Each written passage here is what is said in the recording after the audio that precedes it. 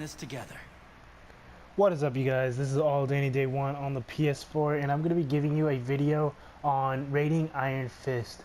So this is going to be a score from 1 to 100, and these are the 10 different areas I'm going to be scoring them in. I'm going to be scoring them in damage output, meaning their general damage, survivability, meaning how often they can survive, if they have any immunities or heals or anything. Next one would be versatility, and then meaning they have to have more than 1 or 2 effective builds, and that build, those other builds have to be just as strong and just as they have to be just as strong as as their other builds. And then the next thing would be AOE Effectiveness, which means is this character's AOE small ranged, close range, mid ranged, or long ranged, and does it have damage? Does it do damage or good damage, I suppose, like damage over time, high burst damage? Does it last for a long time, etc.? And then the next one would be single target effectiveness, meaning their boss damage, single target damage. Are they good against elites? Are they good against one-on-ones, basically? And the next one would be resource consumption, meaning how much resources does this character use. Next one is crowd control effectiveness, meaning how well is this character able to use crowd control? Does this character have enough stuns to stun lock the boss, or freezes, or confuse, so on and so on. The next one would be trials, meaning how difficult it was for this specific character to complete their trials. Next one would be farming effectiveness. Is this character good enough to farm for gear or artifacts solo?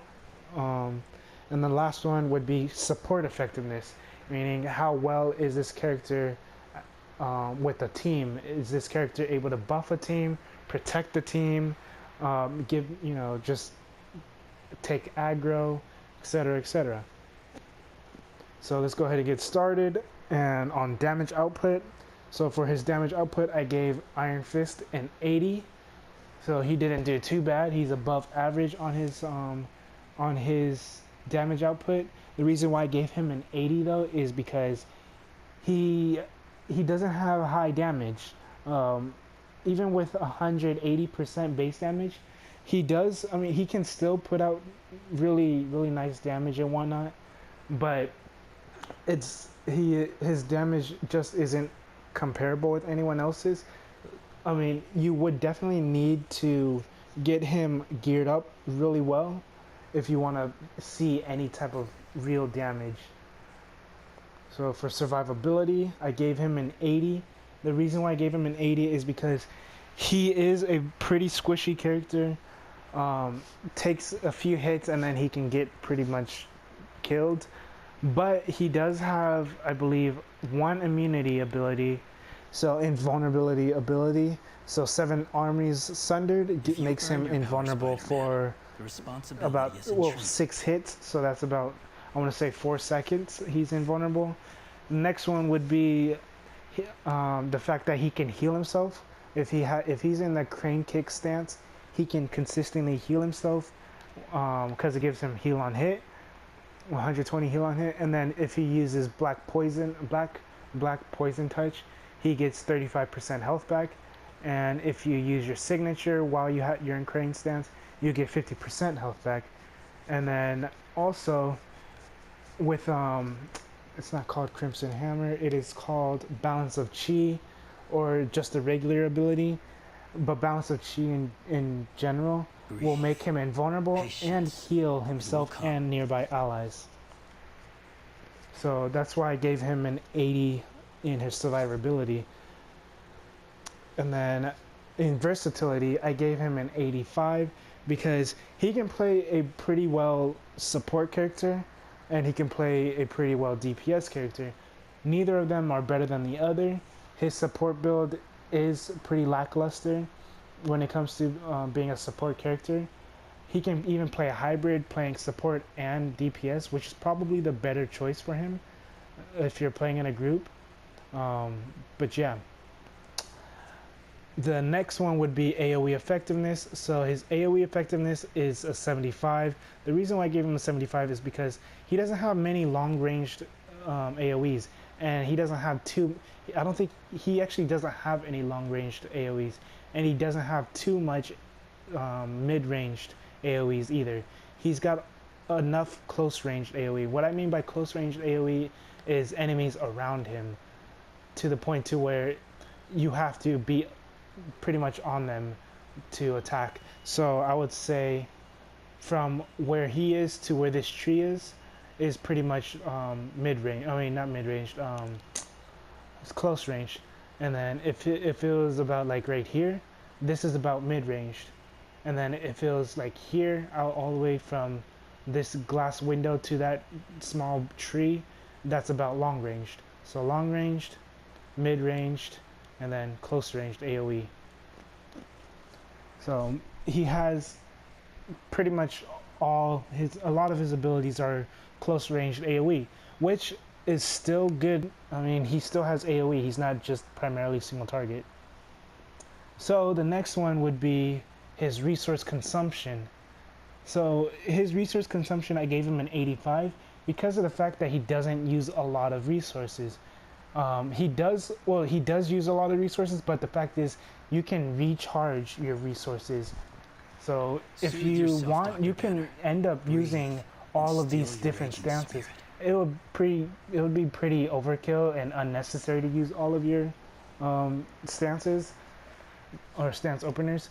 But I mean, 2, 2, or 3 stance openers, depending on how your cooldown is on it and the amount of chi you use up, or how much chi you have left over, you would generally just want to use 1 to 2 different stance openers. And your stance openers basically give you a full bar of chi back, which is going to definitely be the thing you're going to want to use, is being able to switch over your stance openers. Like I said, if you have enough stance opener, you can just use 1.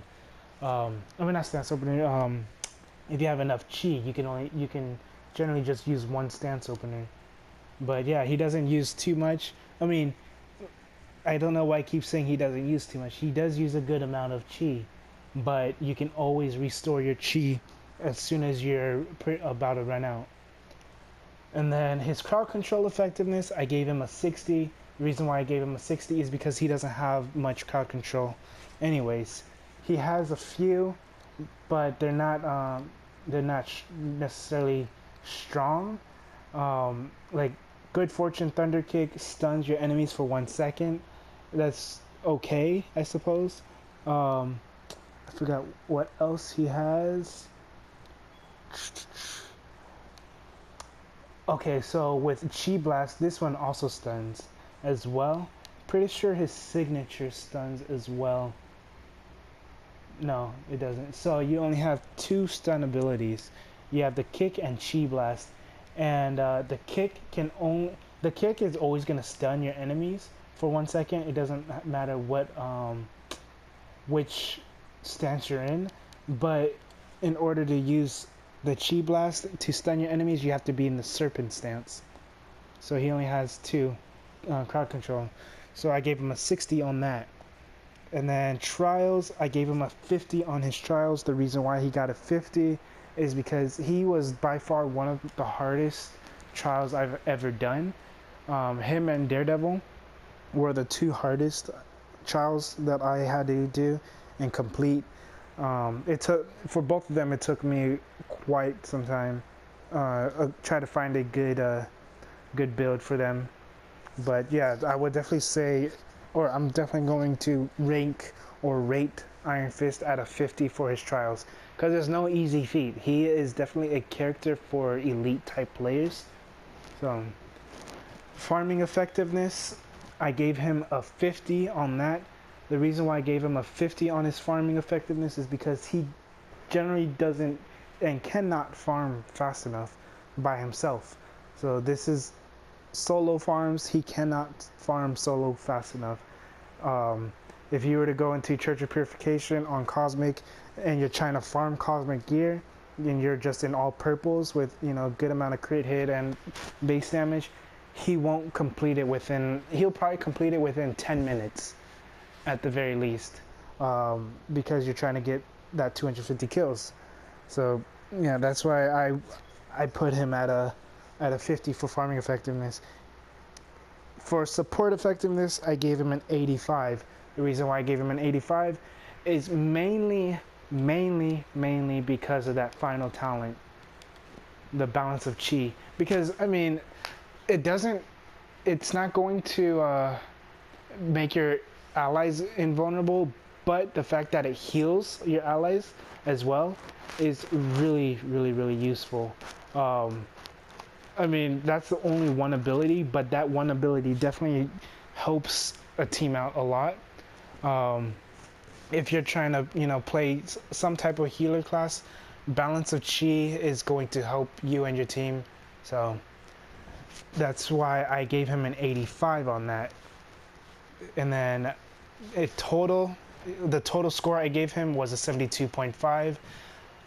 Just to recap on everything that I had already stated, Ironfist scored an 80 on damage output, 80 on survivability, 85 on versatility, 75 on AOE effectiveness, 75 on single target effectiveness, 85 on resource consumption, 60 on crowd control effectiveness, 50 on trials, 50 on farming effectiveness, and 85 on support effectiveness, then 72.5 on his total score.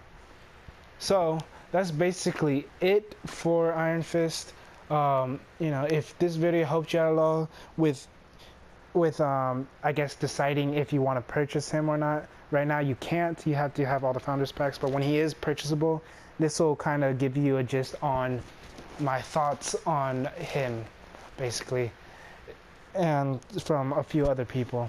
So like I said, if this video helped you at all, go ahead and leave a like, comment, subscribe. If you have any questions or suggestions, let me know in the comments.